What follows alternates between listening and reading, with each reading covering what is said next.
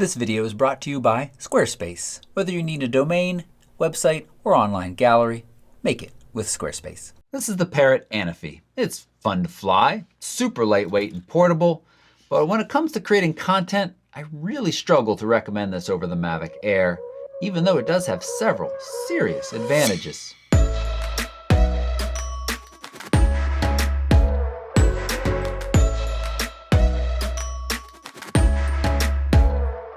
I've been flying the Parrot Anafi for the last 6 weeks. I brought it along to Iceland and a quick vacation in the Southwest. And let's start with my problems, then we'll get to the advantages, and you can decide if they're worth the potential issues. The first issue, and this is a big one, is the multiple errors I received with the SD card. I mean, it seems that maybe the SD card doesn't sit as tightly as it should in this little space. First, I dislike that you need to remove the battery to access the SD card. I dislike this flimsy little door. I want a more robust system, and I want to be able to quickly change cards in the field. Now, I'm not the only one that's experienced this issue. I saw online that one proposed fix was to place a scrap of paper in with the card, and to be honest, I haven't tried that. Sometimes when I launch, it will take photos, but when I switch to video, it'll give me an SD card error. Sometimes it's the other way around, and sometimes it won't let me do either. Landing the drone, taking the battery off, trying to reseat the card when it seems fine to me is frustrating and time-consuming when you're trying to create content. Now, I've tried multiple SD cards, including the 16 gigabyte which they provide, and that's nice of them to provide that card, but it's been a frustrating experience. You can plug the drone directly into your computer and remove the files, but I've found that copying to be quite slow.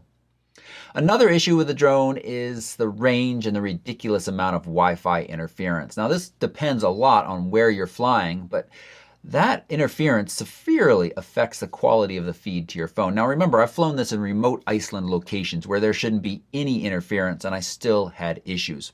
Though they're not constant, and at times I had excellent range and decent transmission quality, but I'll say more often than not I saw a lot of interference and a really poor quality feed that made it difficult to actually see where I was flying the drone and what I was capturing. And this drone's got no obstacle avoidance. I mean, I'll get to the fun of flying this thing in a minute, and it is fun. But if you are looking for your first drone or you're nervous about flying, having obstacle avoidance like it is offered in the Mavic Air is a nice peace of mind.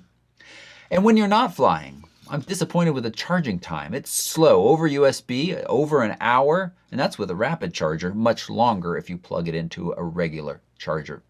Squarespace offers fast and easy site building, providing the tools you need to make a site that displays your beautiful imagery. From domain purchase to online shopping carts, Squarespace provides everything you need to get up and running and share your work with the world. Stop sharing social networks and treating them like your own portfolio and start impressing the world with your beautiful website. Shoot a time lapse. Make it your page background. Drag and drop to create a beautiful gallery. Know that your site will look gorgeous on mobile devices too. To support my work and save 10% off your purchase, go to squarespace.com/photorectv, linked below this video. But let's talk about what I do like. I mean, while it looks like a toy, I mean, these little propellers, they feel like dragonfly wings to me. And it weighs very little, and it feels kind of plasticky. It produces fantastic photos and video. They're very, very good, and it's got this unique gimbal design that actually lets you shoot upwards. Now, I'm not convinced that shooting straight upwards is useful. Maybe more creative people than me can do something with that. But it is certainly nice to be able to continue to shoot forward no matter what angle you're flying. With the Mavic Air, I found it quite limiting in how fast you can fly forward and still keep the horizon in the shot. Or with my Mavic Pro, very serious, more expensive drone, there are times where the props still sneak into the shot, which is annoying, and I either have to crop in a little bit or throw that shot out, and that's never an issue with this drone. Now, on the app side of things, the app is super friendly to use, provides the controls you need access to easily, easy customization, and I generally find it more friendly than the DJI apps.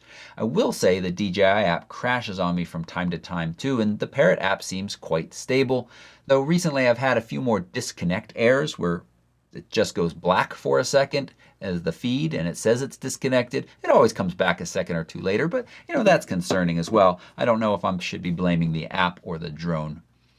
And somewhat related to the app and the drone both, I'm just throwing this in there, and this is huge though, there are no no-fly zones built into this drone.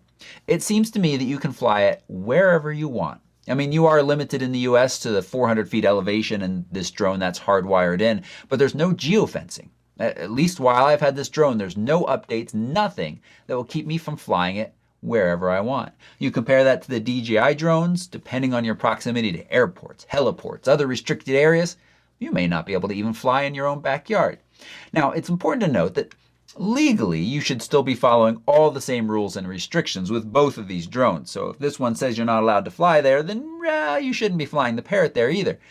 But this does give you the freedom to decide if you want to zip around in your backyard 15 feet off the ground, even if you live from a mile from the airport, you could do that.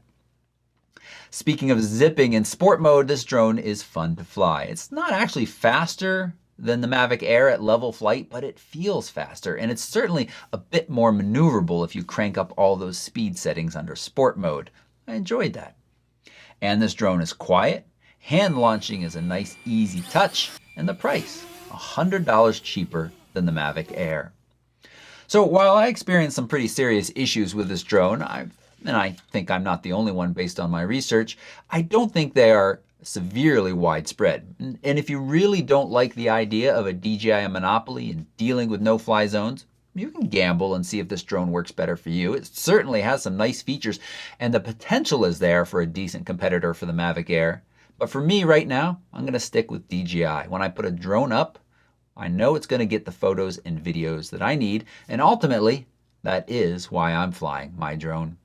If you appreciated this video, hit that subscribe button and the notification so that you are notified of future reviews, tips, tricks, and drone videos. I've got more coming very soon. And don't forget to hit that thumbs up button. Thanks so much for watching. Bye-bye.